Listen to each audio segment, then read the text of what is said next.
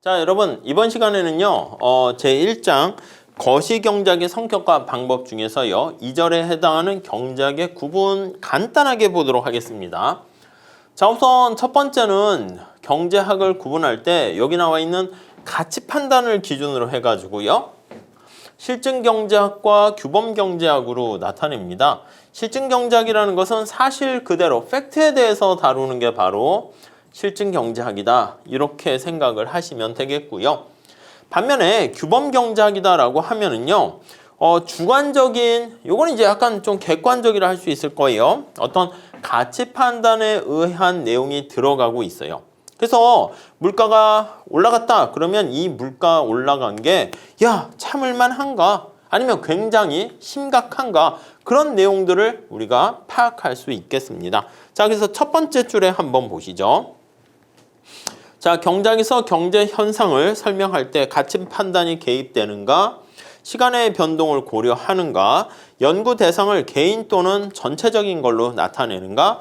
또 여러 생산물 시장 간의 연관성을 고려하는가에 따라서 다양하게 구별할 수가 있습니다. 자, 먼저 첫 번째로는 가치 판단이 들어가는가? 거기 있습니다. 자, 실증경제학은 파지티브라는 표현을 쓰고 있습니다. 첫 번째 줄, 경제 현상을 사실 그대로 기술하고 분석하여 찾았죠. 세 번째 줄에 그 결과로 얻어진 일련의 지식 체계를 말합니다. 실증경제학은요, 경제 변수들 사이에 존재하는 상호 의존 관계, 인과관계를 통하는 과 어떤 팩트와 또 그거와 관련된 인과관계를 살펴보는 거다라고 생각을 하시면 되겠고요.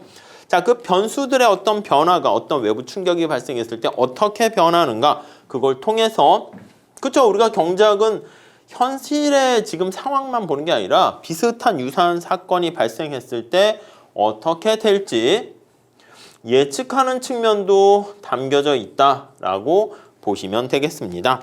자, 그래서 현실 경제를 얼마나 잘 설명할 수 있는가, 그리고 예측 능력이 어떻게 돼 있는가, 그런 것들이 실증 경제학입니다. 자, 노멀티브라는 규범 경제학은요, 어떤 경제 상태가 바람직하고 바람직하지 않은지에 대한 주관적인 가치 판단에 의해서, 그쵸, 주관적인 가치 판단에 의해서 바람직한, 이게 들어가는 거예요. 바람직한, 아니 여러분, 뭐가 바람직한 경제입니까? 이거는 사실 정답이 있는 건 아니잖아. 사람마다 생각하는 게 달라요. 어떻게 사는 게 행복한가? 뭐 정답이 있어요? 없지.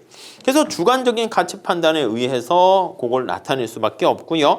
바람직한 상태가 무엇인가? 그 기준을 결정하는 게 바로 규범경제학이다 라고 보시면 되겠습니다. 자, 바람직한 상태에 대한 기준, 요거는 그 당시에 사회 구성원들의 생각에 의해서 결정될 겁니다. 두 번째 줄에 보시면 당시의 사회적 양식에 비추어서 타당성 여부의 기준이 결정되기 때문에 가치 판단의 기준이 시대와 장소에 따라서 달라질 수밖에 없겠다, 이렇게 보시면 되겠습니다.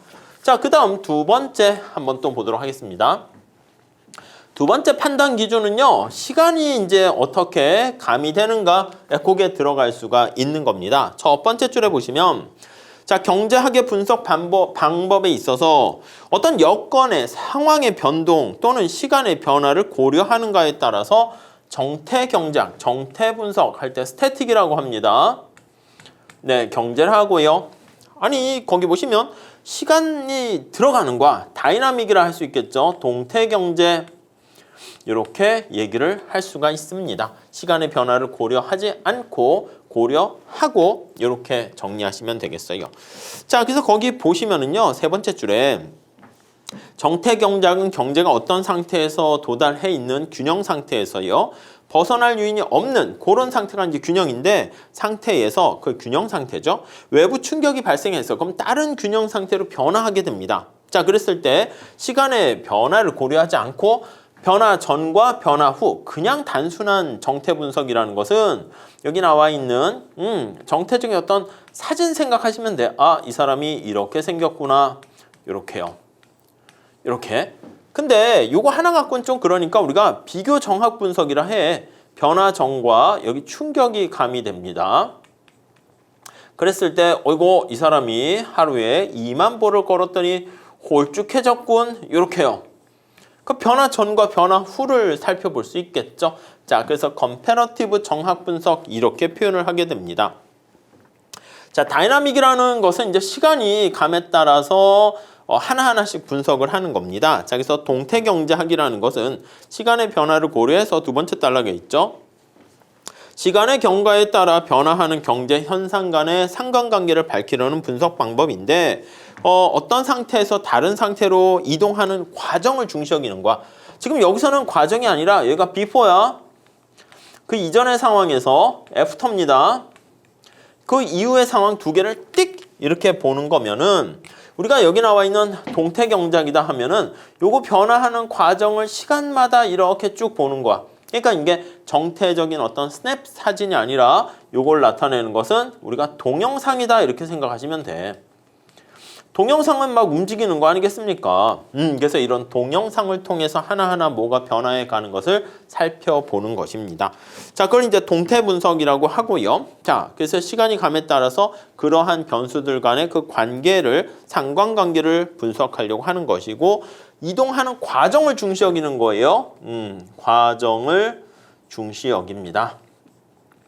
그래서 우리가 동태경제학과 관련된 거는요, 시간이 감에 따라서 경기 변동, 비즈니스 사이클, 이코노믹 플럭추에이션이라든가 아니면 시간이 감에 따라서 경제 성장, 이런 것들이 바로 동태경제학 이렇게 보시면 되겠습니다. 동태분석, 그냥 동학이다 이렇게 표현을 하기도 합니다.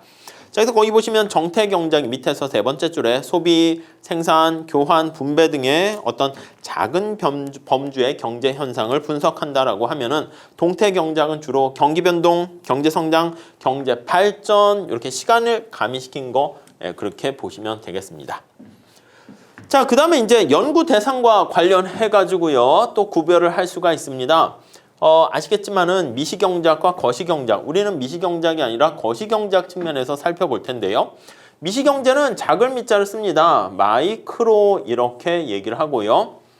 거시경제학은요, 매크로 이렇게 된다라는 것을 알 수가 있습니다. 첫 번째 줄 볼게요. 미시경제학은 국민경제를 구성하고 있는 가계, 기업, 개별이라는 말 동그라미 치세요. 개별 경제 주체들의 행동을 하나하나 살펴보는 거야. 개별이라는 말 잘 좀 체크하시고요. 개별 경제 주체들, 개별 시장의 어떤 경제 행위와 상호작용을 연구 대상으로 해서 그것을 지배하는 경제 원리를 분석하는 경제학을 얘기합니다. 소비의 주체인 가게가 왜 그런 행동을 하는가? 효용 극대화를 추구하는구나. 기업은 이윤 극대화를 추구하면서 그런 행동을 하는구나. 그렇게 하나하나 살펴보게 되는 것이죠. 오케이, 이해되시죠? 자, 거시경제학 한번 볼게요. 근데 이 개별 경제 주체들의 개별 시장에서 살펴보는데 여기서 제일 중요한 어떤 선택을 할 것인가에 대해서 가장 중요한 가이드라인 역할을 하는 게 바로 가격입니다. 가격. 이 가격이 바로 시그널 역할을 하는 거야. 신호 역할을 하게 됩니다. 이 가격을 보고 소비자가 물건을 살지 말지, 이 가격을 보고 생산자가 물건을 생산할지 말지 그것을 결정하게 되는 것이죠. 자, 반면에 그래서 가격론이라고 해요. 반면에 거시경제학은요. 가계와 기업과 같은 개별 경제 주체들의 행위를 직접 분석하는 게 아니라 개별 경제 주체들의 집합적 행동 결과에 의해서 발생하는 국민 경제의 전체적인 토탈 측면에서 얘기합니다. 전체적인 이거요. 하나하나를 살펴보는 게 아니라 개별 시장에서 자동차 시장, 쌀 시장, 무슨 화폐 시장 이렇게 보는 게 아니라 국가 경제를 이렇게 전체적으로 해가지고 아우르는 경제 전체에 대해서 살펴보는 것입니다. 이해가시죠? 그래서 우리가 이거를요 집계 변수라고 해요. 집계 변수. 집계라는 게 이제 합쳤다는 거야. 그래서 aggregate라는 말을 쓸 겁니다. aggregate. 그래서 우리가 미시경제학에서는 그냥 수요 공급이다 라고 하면요. 이게 수요 공급, 공급과 수요 곡선 이렇게 보면요. 여기서는 AS, AD 곡선 이걸 가지고 우리가 분석을 하게 될 거예요. 아시겠죠? 그 정도만 보시면 되겠습니다. 그래서 세 번째 줄에 국민경제 전체의 총량이라는 말도 씁니다. 집계 변수, 총량 변수에 대해서 관심을 갖게 됩니다. 그 정도 봐주시죠. 자, 그래서 우리가 흔히 얘기하는 국민소득, 고용, 물가 수준, 통화량, 경제 성장, 국제 수지 이런 것들이 어떤 관계와 어떻게 결정되는가 이런 것들 살펴보고요. 이 국가 경제 전체의 전체적인 총체적인 수준에서 제일 중요한 변수가 뭐냐라고 하면은 국민 소득이야. 그렇기 때문에 국민 소득론이다.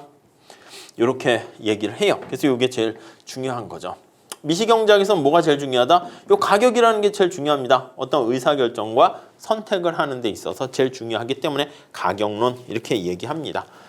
자, 그래서 우리가 거기 두 번째 단락에 나와 있는 것처럼 숲과 나무로 설명을 하기도 합니다. 자, 그래서 여기 이렇게 숲이 이렇게 있습니다. 그래서 지금 살펴본 것처럼 현미경을 가지고요, 망원경을 가지고 이 숲 전체를 만약에 살펴본다라고 하면 망원경을 가지고 이렇게 숲 전체를 살펴본다 이러면 이게 바로 거시경제학이 되는 것이고요. 그게 아니라 이렇게 숲 속에 있는 하나하나 뭐 나무라든가 꽃이라든가 이런 것들을 하나하나씩 만약에 살펴본다고 할게요. 그러면 여기 보시면 현미경을 가지고 현미경으로 잘게 작게 보는 거예요.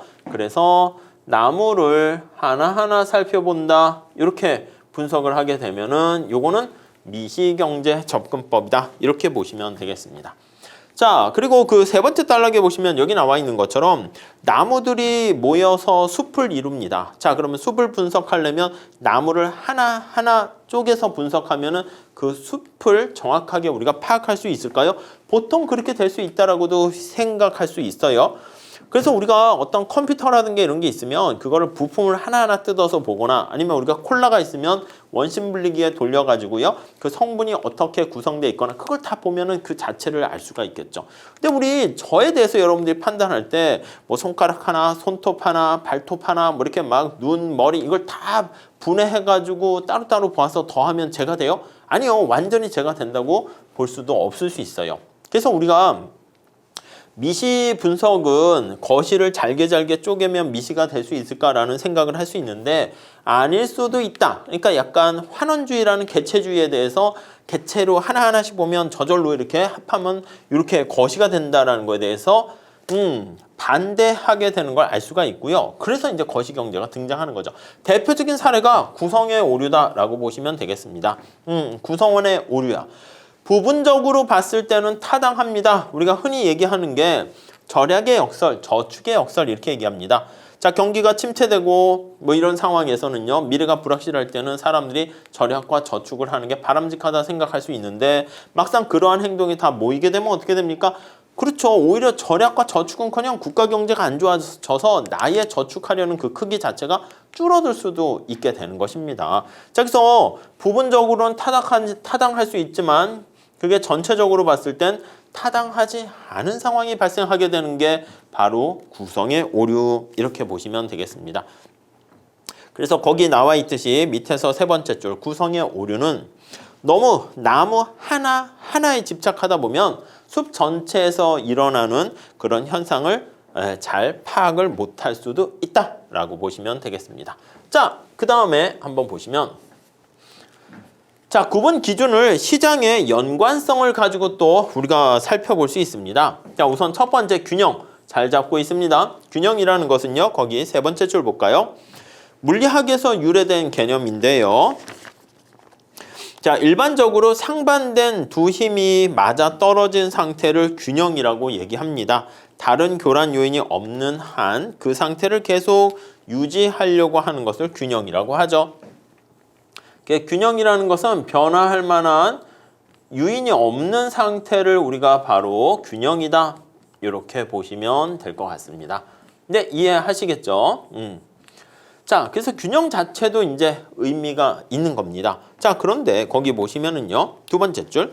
현실의 경제는요. 계속 현실의 경제 상황은 끊임없이 변화합니다. 개별 경제 주체들이 자신들이 원하는 바 이익을 추구하는 쪽으로 가려고 하기 때문에 계속 변동하게 돼.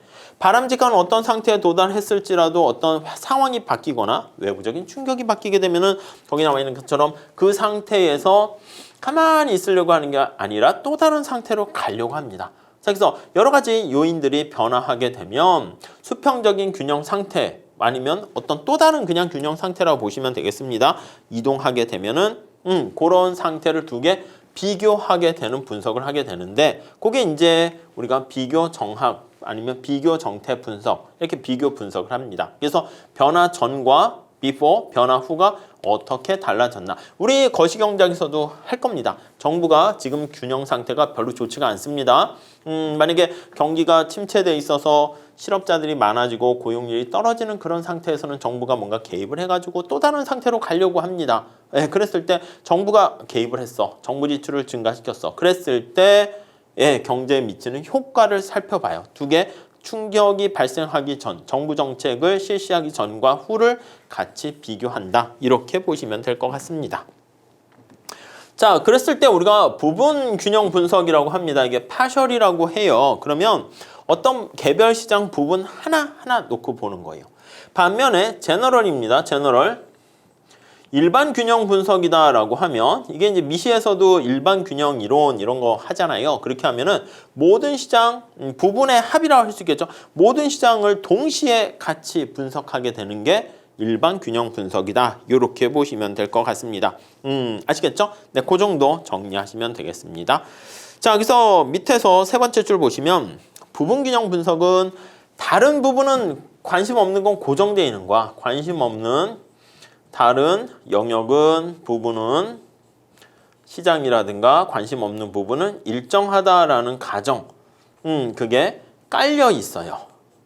자, 그런데 일반 균형 분석에서는요 상호작용 모든 시장에 다 상호작용까지 다 고려하게 되는 거예요. 그래서 밑에서 세 번째 줄에 일반 균형 이론은 모든 시장을 고려하기 때문에 완전하거나 올바른 결론을 내릴 가능성은 되게 높아요. 근데 모든 시장을 다 아우르는 분석 방법을 사용하려고 그러면 어떤 문제냐면 맞아요. 분석이 굉장히 복잡해지고 어렵게 됩니다. 모형이 또 굉장히 깔끔하지 못하고요. 너무 복잡해서 정신이 없어지게 되는 것을 알 수 있습니다. 자, 위에 가보시면 그 손흥민 관련해가지고 축구 경기 가지고 예가 있는데 한번 읽어보세요. 손흥민의 행동은 미시경제가 되는 것이고요. 축구 경기에 대한 전반적인 결과와 관련된 것은 거시경제학이다 라고 보시면 될 것 같습니다. 아셨죠? 자, 그 다음에 13페이지 가보시면 경제학의 구분을 살짝 정리해놨습니다. 가치 판단에 따라서 실증경제학과 규범경제학으로 나눌 수가 있겠고요.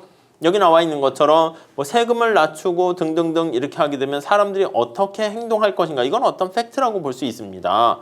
근데 사람들로 하여금 더욱 열심히 일을 하기 위해서는 세금과 사회보장 지출을 축소해야만 한다라는 should be 뭐 당위성이라는 표현을 쓰기도 합니다. 그래서 뭐뭐 해야만 한다라는 당위성의 명제가 담겨져 있으면 그거는 규범경제학 이렇게 보시면 되겠고, 자, 시간의 변동을 고려해서요. 정태경제학은요. 시간의 변동을 고려하지 않은 두 균형 상태를 비교 분석하게 되는 것이고, 동태경제학이다 그러면 시간의 변동을 고려하는 거 생각하시면 되겠습니다.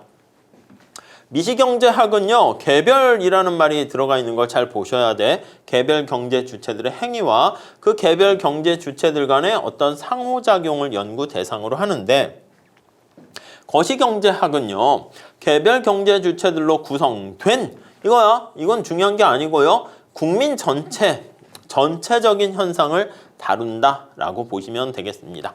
자, 그 다음에 부분균형 이론이다라고 하면 요거요. 다른 시장의 상황은 일정하게 주어져 있다고 가정하고 특정이야. 어떤 특정 시장 하나에 초점을 맞춰서 살펴보는 게 부분균형 분석 이렇게 보시면 되겠고, 일반균형 이론이라는 것은 모든 시장을 다 같이 서로 영향을 주는 것을 고려하는 시장, 한꺼번에 다 고려한다. 이렇게 생각하시면 되겠습니다. 아셨죠? 자, 이렇게 봐주시면 될 것 같고요. 자, 이렇게 하신 다음에 다음 시간은요. 거시경제학의 어떤 방법론에 대해서 다시 이어서 계속 같이 공부해 보도록 하겠습니다.